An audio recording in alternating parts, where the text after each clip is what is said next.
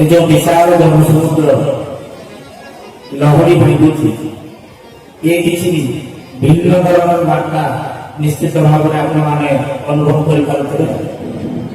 କପଡ଼ା ପାଠ ସବୁ ପାଠକୁ ପଢ଼ିବା ପାଇଁ ପଡ଼େ ନା, କିଛି କିଛି ଅଦେଖା ଜିନିଷ ଦେଖିଲେ ବି ବୁଝି ହେଇଯାଏ। ସବୁ ଶବ୍ଦ ବ୍ରହ୍ମକୁ ନ ଶୁଣିକିରି ତାର ଅର୍ଥ ସବୁ ନ ଜାଣିକିରି କିଛି ଜିନିଷ ବୁଝା ପଡ଼ିଯାଏ ଆପେ ଆପେ। ଆଜି ଏ ପବିତ୍ର କାଙ୍କମାଳ ମାଟିର ଚତୁଃପାର୍ଶ୍ୱ, ଆଜି ଯଜ୍ଞର ଯୋଉ ଚତୁଃପାର୍ଶ୍ୱ ତାକୁ ଯଦି ଯେଉଁମାନେ ଗଭୀର ଭାବରେ ଆଜି ସମସ୍ତେ ଅବଲୋକନ କରୁଥିବେ, ତାହାର ଯୋଉ ପରିବେଶ, ଯୋଉ ଜନସମୁଦ୍ରର ଗଭୀରତା, ଯୋଉ ବିଶାଳତା ଆଜି କିଛି ନୂତନ ବାର୍ତ୍ତା ପ୍ରଦାନ କରୁଛି ଏ 2026 ମସିହା। हे सज्जन मंडली सबुबले अधम 4 नंबर दिन बेले माइक्रोफोन फोन धरला बेले तार कंटिन्यू अवस्था नथे। तेणु आज भी एभली अवस्था आपण मानकु किछि बर्दाश्त करिया पई पड़िबो। चतुर्युगीय नाम एते सहज कथा न भाई, 4 युगर नाम आज आम सेक्रेटरी भाई यज्ञर जे चिंतामणि भाई ताको सहित आज वार्तालाप होता। चतुर्युगीय नाम किभली भाव केते कष्ट आरंभ होती, प्रभु निजे निजर यज्ञ एवं नाम स्वयं आश्चर्य पड़िया उपस्थित ना से कहले भी से बुझी पार ना, अनुभव कर ना। काली आसंत काली आउ गोटे दीपलीला हो, आम समस्ते मिसी प्रभुंर स्नान करवा, पादुका स्नान। तेणु से सामिल होगा बड़भिक्षा आगु रही। तेरे आज की प्रभुंर आवर्तमान पर प्रभु जो पूर्ण शून्य हेले से विभिन्न स्थान विभिन्न जागयज्ञ लगी रही। किंतु आमर आज एथे उपस्थित अच्छा ना ना सत्संग आसने कहींपारे मोर भाई जी मनोरंजन भाई सम्बलपुर 11टी मालिक प्राप्त होता। आज 9 नंबर यज्ञ प्रभुंर अखंड आशीर्वाद एवं आपण पूरा अकुंठित सहयोग ये यज्ञ आज गोटाए गोटे साफल्यमंडित हो चली। कौन घटना अघटना अनुभूति दिव्यानुभूति से सब आपण मैंने समस्त जापारे, ये अनुभव करें। तेरे आज 9म यज्ञ आम सरिबा फले एवं यार परवर्त जो यज्ञ होगा से विषय समर स्वल्पता दृष्टि सीधा सड़क ये अधम किसी सूचना देवाक जाऊ। तेरे महापुरुष स्वतंत्र तुलसी कल्प भविष्य पराग तुलसी कल्प से सुंदर भाव सूचना देले जे 26 अंक साधारण भाव जीवन है 26 मसीहा आप अनुभव कर आम पूर्व कही बड़ भाई मोर विपिन भाई कहीदे आपने चैनल परिवार प्रमोद पुष्टिकर प्रवचन समस्त शुणुवे और जानते। तेरे 26 खेल आरंभ होती आप अनुभव करेंगे। आप भाव 26 मे पड़े गए आउ कौन खेल के देखी गोटे सेकेंड लगे खेल देखा आप मन पड़ू सीताबीन पिछड़े होता खरार भिजा वर्षा सीझा कथा कहुए खरार सीझा वर्षा भिजा कथा कहुए। तेणु प्रभु से दिव्यलीला देखी साकार करदे तथापि सुंदर भाव में कार्यक्रम हो चली।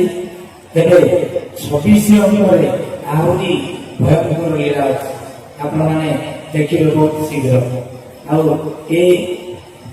मसीहा एत सहज नुहे। 26 भाव में ओडिशा भूमि लगे महासमर भारत शेष समरती जानी था।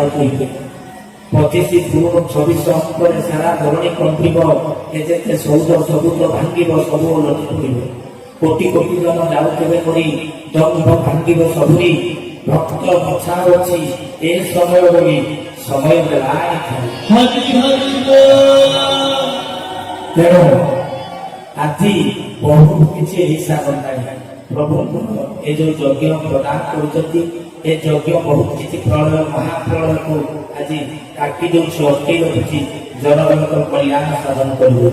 ଏ ସଜ୍ଜନ ମଣ୍ଡଳୀ ତେଣୁ ସାବଧାନ ହେଇଯାଆନ୍ତୁ। 26 ମସିହାକୁ ଏଟାକୁ ଅଙ୍ଗେ ଅଙ୍ଗେ ଆପଣମାନେ ଅନୁଭବ ସୂତ୍ରକୁ ଆଣିବେ। ଆଉ ଅଳ୍ପ କିଛି ଦିନ ପରେ ସେଥିପାଇଁ ମହାପୁରୁଷ କହିଲେ ତାଙ୍କର 12 ଜଣ ପଦଶିଷ୍ୟ ଭିତରୁ କେତେବେଳେ ସେ ରାମଦାସକୁ ଭଣିତା କରୁଛନ୍ତି, କେତେବେଳେ ବ୍ରଜ, କେତେବେଳେ ଗଦାଧର, ଏସବୁକୁ ସେ ଭଣିତା କରିକିରି ତାଙ୍କର ଲେଖିଛନ୍ତି ମାରିକା। ସେ ପଦୀୟ କଥା କହିଲେ ଶୁଣ ଶୁଣ ରାମଚନ୍ଦ୍ର ଗୋପତ ବାରତା 26 ଅଙ୍କରେ କହୁଁ। ଶୁଣ ଶୁଣ ରାମଚନ୍ଦ୍ର ଗୋପତ ମହିମା 26 ଅଙ୍କରେ କହୁଁ। ଭାଙ୍ଗିବ ଗାଡ଼ିବା। କଣ ଗାଡ଼ିବା ଭାଙ୍ଗିବ? ଜୀବକୁଳ ଛାଡୁଥିବେ ଭକ୍ତ ଚେତା ଦେଇ ପ୍ରଭୁ ଆପଣେଇ ନେବେ। এই যজ্ঞକୁ ଆପଣମାନେ ଗାଡ଼ି ମଟର ଧରିକି ଆସିଛନ୍ତି। ଗାଡ଼ିରେ ଭାଇ ଟାଙ୍କି ତେଲ ଫୁଲ ଅଛି ତ? ଗାଡ଼ିର ଟାଙ୍କିରେ ତେଲ ଫୁଲ ଅଛି ନା ନାହିଁ?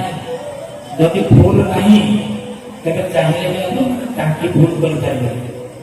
କାରଣ ଆମେ ଆଜି ଝାରସୁଗୁଡ଼ା ମାର୍କେଟରେ ବୁଲି ବୁଲିକିରି ଏଇ ଆପଣ ପଚାରନ୍ତୁ ଆମର ପ୍ରିୟ ଗଦାଧର ଭାଇ ଏଠି ଅଛନ୍ତି। ତେଲ ଯୋଗାଉଛନ୍ତି ସିଏ ଏଠି ଦିଦି ଚାଲିଛି। ସିଏ ବୋଧେ ହାରାହାରି 7-8ଟା ଟାଙ୍କି ବୁଲିଛନ୍ତି, ଡିଜେଲ ପାଇନାହାନ୍ତି। କାଲି ବ୍ଲାକରେ ଆମେ କିଣିଛୁ। ତେଣୁ ଆଜି ଗୋଟେ ଜାଗାରେ ଟାଙ୍କିରେ ତେଲ ପକେଇକି 500 ଟଙ୍କାରୁ ଅଧିକା ଦେବି ନାହିଁ କହିଲେ। ବୁଝିପାରିଲେ? ରେଷ୍ଟ୍ରିକେସନ ଇଏ ବି ଗୋଟେ ସୂଚନା ଆପଣ ବୁଝି ଯାଆନ୍ତୁ। ବେଶୀ ସମୟ ନୁହେଁ। ଭାଇ ଯୋଉ କହୁଥିଲେ ଲାଷ୍ଟ ବେଳେ ଆଗେ କୃଷିକାରୀ ବିନାଶ ହେବେ କଣ କଣ ଯାହା ବି କହୁଥିଲେ। ତେଣୁ ସେ ସଂକେତ ମିଳିସାରିଲାଣି। ଆମେ ଖାଲି ଜୀବନ ଭାବରେ ନିଜର ଆତ୍ମଗର୍ଭରେ ଦମ୍ଭ ଦେଖେଇକି ଅଛୁ। ଥାଉ, କିଛି ଅସୁବିଧା ନାହିଁ। ସେ ସମୟ ଆସିଲେ ସବୁ ଭାଙ୍ଗିଯିବ। ତେଣୁ ଜୀବକୁଳ ତ୍ରାହି ତ୍ରାହି ଡାକିବେ ବୋଲି 26 ମସିହାରେ କୁହାଯାଇଛି। ଆଉ କଣ କୁହାଯାଇଛି? ଅଙ୍ଗ ବଙ୍ଗ କଳିଙ୍ଗରେ ଗହ ଗହ ହେବ। ଅଙ୍ଗ ବଙ୍ଗ କଳିଙ୍ଗରେ ଗହ ଗହ ହେବ। ରାଜା ପ୍ରଜା ମଧ୍ୟରେ କଳି ରାଜନୀତି କରିବ। ମୁଁ ଭାବୁଛି ଏଇଟା କିଛି ଡିଫିକଲ୍ଟ କଥା ନୁହେଁ। ବୁଝିପାରୁଥିଲ ଅଙ୍ଗ ବଙ୍ଗ କଳିଙ୍ଗର କଥା ରିସେଣ୍ଟଲି ସବୁ ଚାଲିଛି। ତାକୁ ବେଶୀ ବ୍ୟାଖ୍ୟା କରିବା ଉଚିତ। ଆପଣମାନେ ବୁଝିଯାଆନ୍ତୁ। ମାଳିକାର ଲେଖା ଗୋଟିଏ ବିନ୍ଦୁ ବି ଏକର ସେକର ହେବ ନାହିଁ। ତେଣୁ ଆପଣମାନେ ଜାଣି ରଖନ୍ତୁ ଆଗକୁ କଣ ଭାବ ଯାଉଛି।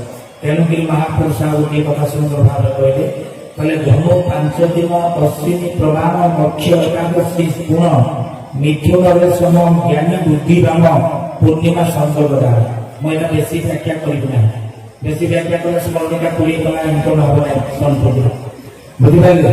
ତେଣୁକରି ଏହି ସଜ୍ଜନ ମଣ୍ଡଳୀ ସେଥିପାଇଁ ଧନୁ 5 ଦିନ ଭୋଗ ହୋଇଥିବ, ଅଶ୍ୱିନୀ ନକ୍ଷତ୍ର ପଡିଥିବ, ମୋକ୍ଷଦା ଏକାଦଶୀ ଦିନ ଆପଣମାନେ ଆଜି ଯୋଉ 9ଟି ଯଜ୍ଞ ମାଳିକା ଅନୁସାରେ ହେବାକୁ ଯାଉଛି ହେଉଅଛି, ପୁଣି 10 ନମ୍ବର ଯଜ୍ଞ ଆପଣମାନେ ଦେଖିବାକୁ ପାଇବେ।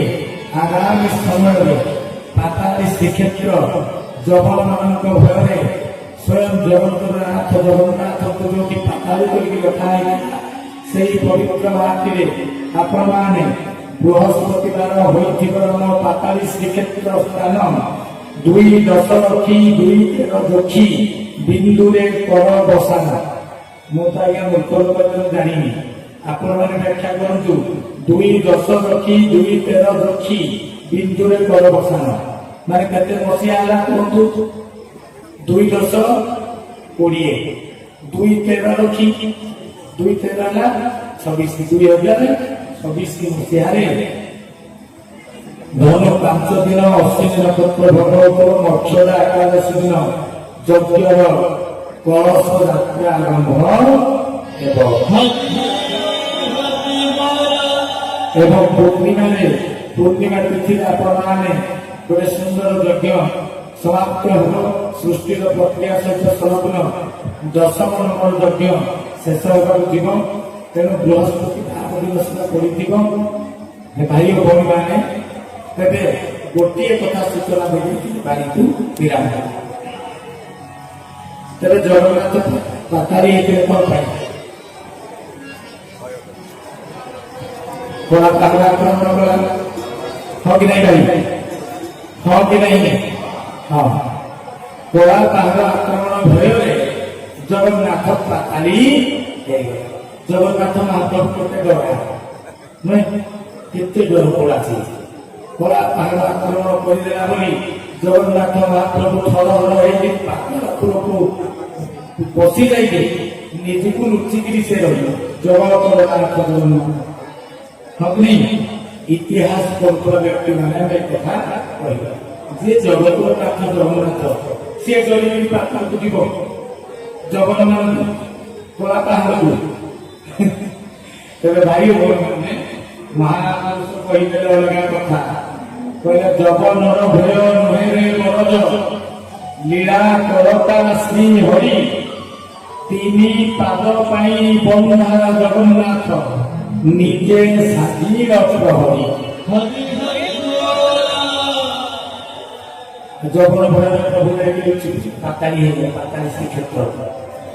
ତିନି ପାଦ ପାଇଁ ବନ୍ଧା ହେଇଗଲେ ପ୍ରଭୁ ମୋର। ବଳିକୁ ତୃତୀୟ ପାଦରେ ଚୁଟିରେ ଭକ୍ତର ଶିରୋମଣି ବଳି ତାର ଆକୁଳ ନିବେଦନରେ ନିଜେ ଭଗବାନ ବନ୍ଧା ପଡ଼ିଗଲେ। ତେଣୁ ପାତାଳ ପ୍ରଭୁ ଆହୁରି ଗଲେ ରହସ୍ୟମୟ କଥା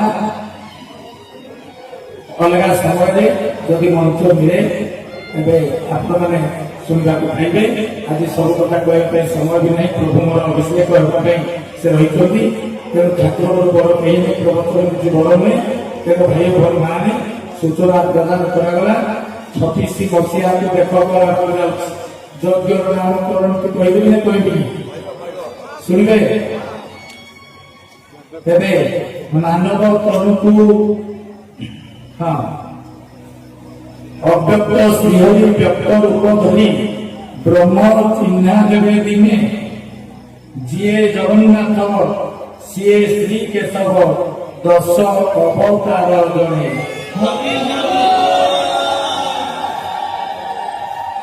এই ঘটনা করছে ঝারসুগুড়াটি সম্বলপুর পৌঁছলা ଥିଲା বুঝিপারে। তেণু যজ্ঞর নামকরণ হচ্ছে অব্যক্ত ব্যক্ত অব্যক্ত ব্যক্ত ব্রহ্ম যজ্ঞ।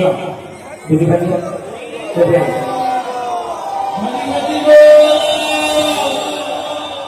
ডিসেম্বর মাসে ଆମେ ଏକାଦଶୀ ତିଥିରେ ପୂର୍ଣ୍ଣିମା ପର୍ଯ୍ୟନ୍ତ ଯଜ୍ଞ ଆମେ ଦେଖିବା ଏବଂ ଏହି ଯଜ୍ଞ ପରେ ଲେଖିକିରି ରଖିଥାନ୍ତୁ ରେଡ୍ ପେନ୍, ଆପଣଙ୍କ ଠାକୁର ବିଶ୍ୱରେ ପ୍ରତିଷ୍ଠିତ, ବିଶ୍ୱରେ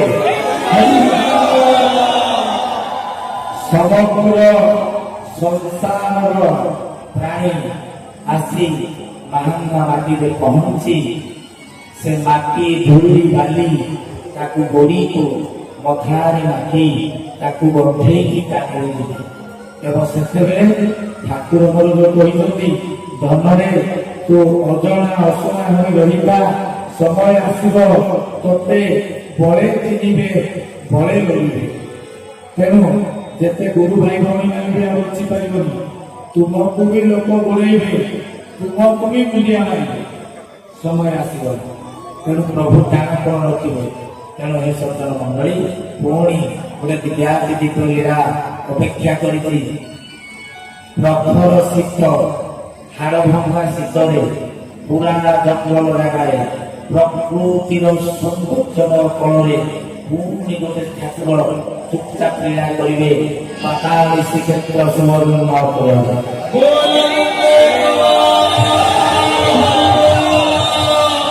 ସମସ୍ତଙ୍କୁ ଗୁରୁ ସ୍ୱାମୀ ପ୍ରଣାମ।